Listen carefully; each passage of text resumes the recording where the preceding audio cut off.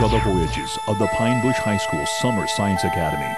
Their mission, to seek out new life forms, to explore the environment, to boldly go where no one has gone before.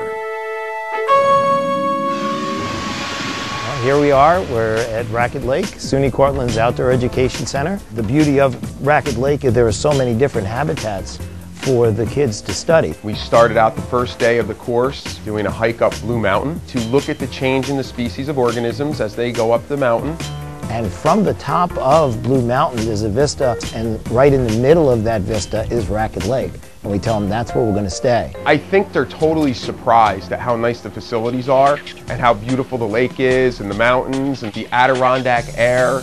It's almost an overwhelming experience. We collected samples of microscopic life from Raquette Lake. So as we're out here doing this, the students are sitting in the classroom designing the experiment, figuring out how pH is going to affect the Daphnia that live in the lake.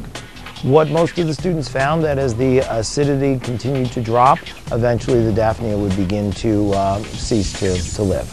They'll be going out and they'll be doing a limnology study where they'll be looking at the water quality of Raquette Lake, and they'll be looking at pH as well as they'll be looking at calcium levels, phosphorus levels, and determining that there is a very delicate balance that must exist for the lake to be healthy and survive.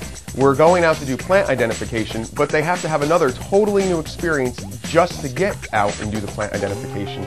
And the first experience that they have is the canoe. Give them a few pointers on how to paddle and give them about 5 minutes to paddle around in circles out here, and then we head off on a couple-mile canoe trip. The objective of the Wheelbarrow Nature Trail is for them to become aware of the variety of plant species that exist in the Adirondacks. They're walking through the woods, there's a lot of green stuff. By the time they're to the fourth station, they're going, wow, look at this. This has a lobe leaf, it's shamrock shaped, it has needles, and they start getting excited that they're actually finding them because they're actually able to pick out a specific plant within that sea of green. They will be going to Silver Beach Bog, a wetland environment. And while they're there, they're going to be looking at the special adaptations that are required for organisms to live in that environment. They're going to do a transect and a dendrochronology study in that they're going to cordon off an area. They're going to look to determine the variety of plant species that exist in the area. They'll take core samples of the trees.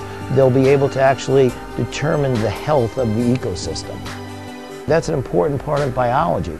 When you really begin to appreciate that delicate balance that exists in nature, you really understand the need to take care of it.